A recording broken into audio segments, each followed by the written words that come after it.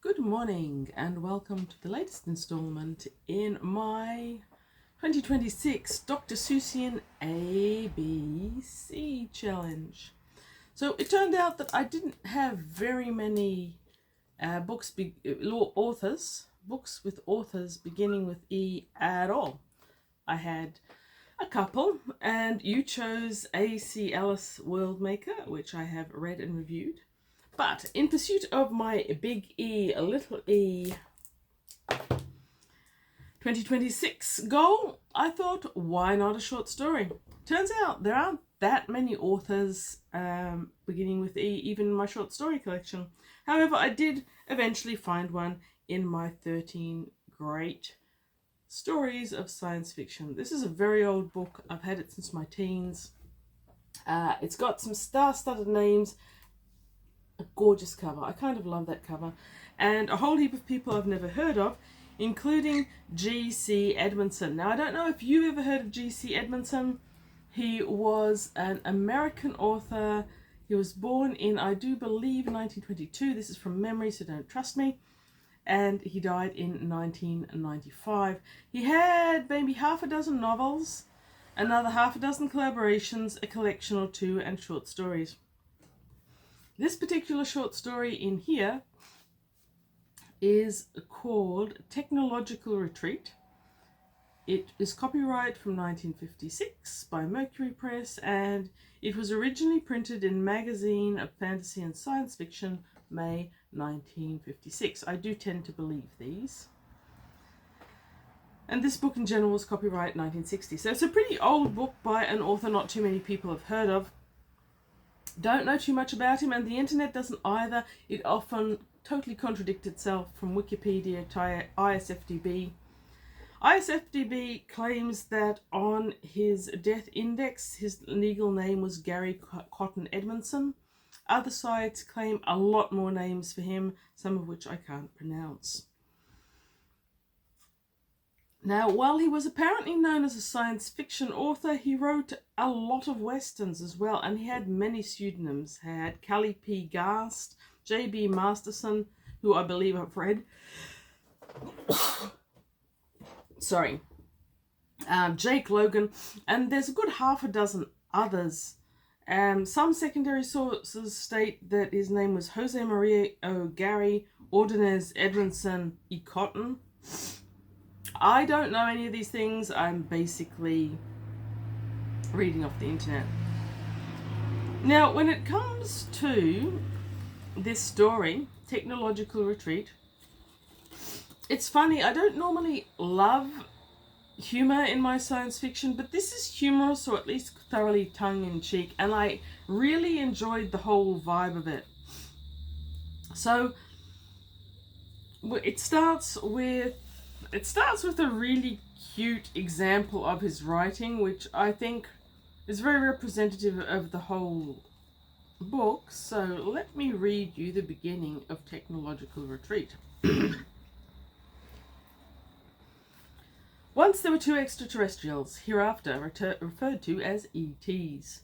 They sat down on a nice-looking planet and shifted to visible spectrum right in front of a native.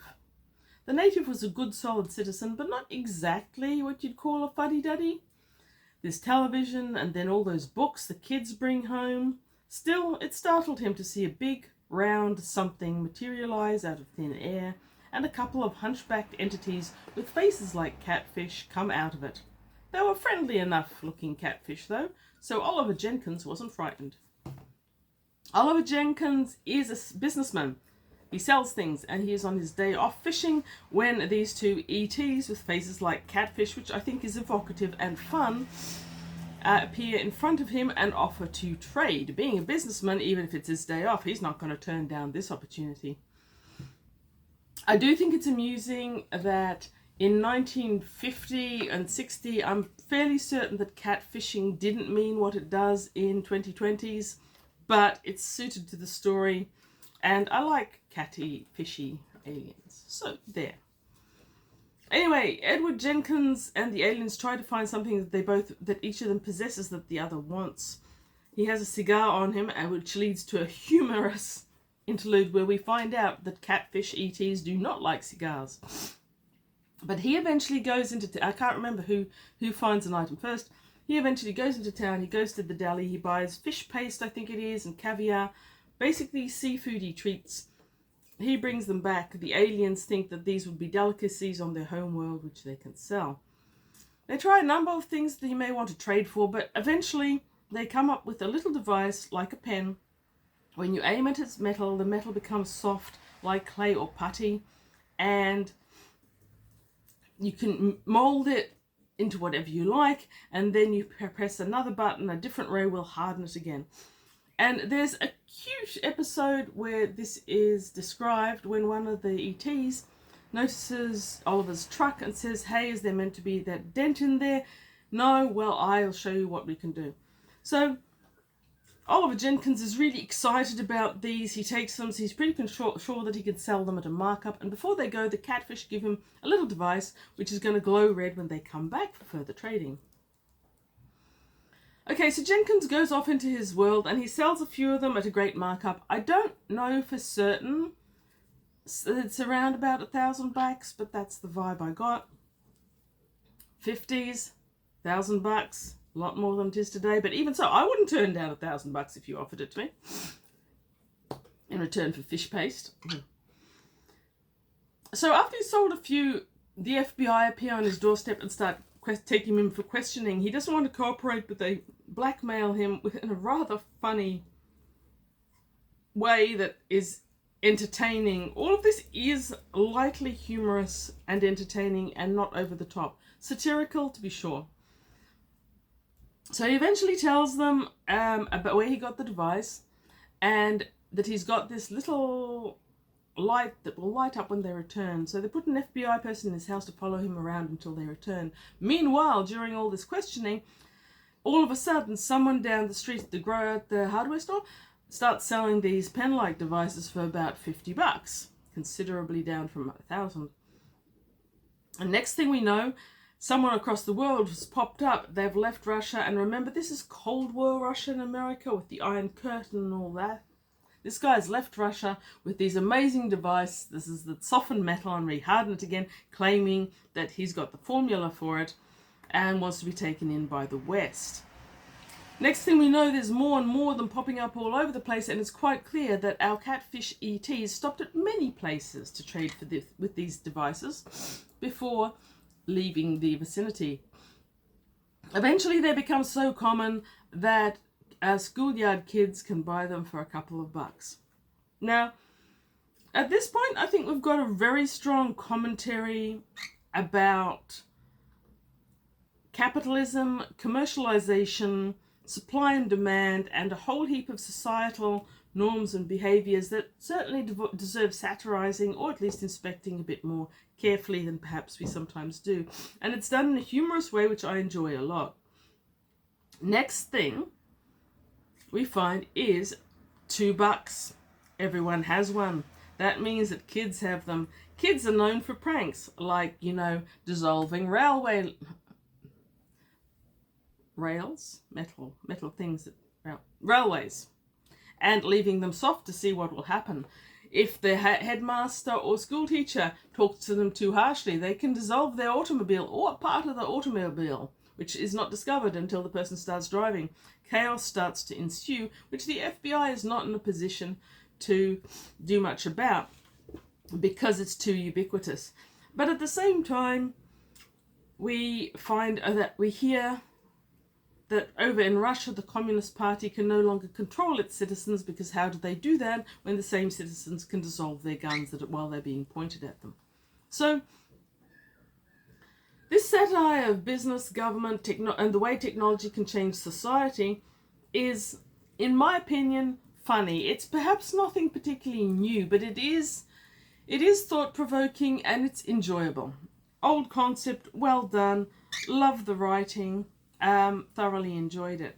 Now, one of the things that Edmondson was satirizing was something that I really had to look up. because he's got a herbivore tooth that makes him part of a lodge. Now, I know about the Masons, and I do realise that at one stage there were a lot more men's lodges around the place. There was a buffalo lodge and an elk lodge and some other animal lodge.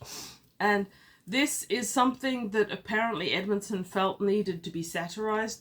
I think the world has moved on a little bit, so these lodges no longer require the same satirical action that they used to have. I didn't hate it though. I've read enough about them that I kind of know what they are. So I thought this was a successful story. If you've got it, I'd recommend reading it. Apparently this is the only time that it has appeared in a book form, so you can probably find it on the internet somewhere for free because it's quite old, but otherwise buy this book. Buy it anyway if you find it. It's pretty cool. In the original magazine, the May edition of the Fantasy and Science Fiction magazine. And if you have it, or if you think you're going to find it and read it, stop here, because I'm just going to say what the end is. And I'm not saying that you won't see what the ending is coming to.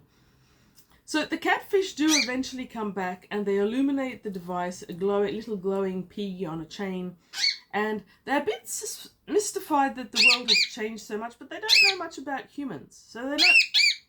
I have a bird. Pardon me for a second. Come on, bird. Come on. Okay, don't. So they're a bit mystified that the shape of the world seems to have changed, and they're sitting there in the grove next to the stream where they met Jenkins, and they see all these tribes of humans dressed essentially in leather loincloths and carrying stone hammers wandering around. A few of them have guns, but most of them don't. And one of them has a little illuminated glowy thing on a chain. And the punchline is that the catfish ETs lived for thousands of years, assumed that humans did, and are mystified when a century later civilization has completely collapsed due to their trading initiative. I thought it was heaps of fun. Nothing challenging, nothing out there, but heaps of fun. So that completes my big E little e, this being the little e, and I'm going to move on to the letter F. We will see what letter F holds for us. And in the meantime, I want to say that I thoroughly appreciate everyone who watches these videos, the people who subscribe, and I absolutely adore that many of you will leave comments so we can talk about books and reading and all those bookish things. It's the best part of BookTube for me. So thank you very much for watching, and read good books.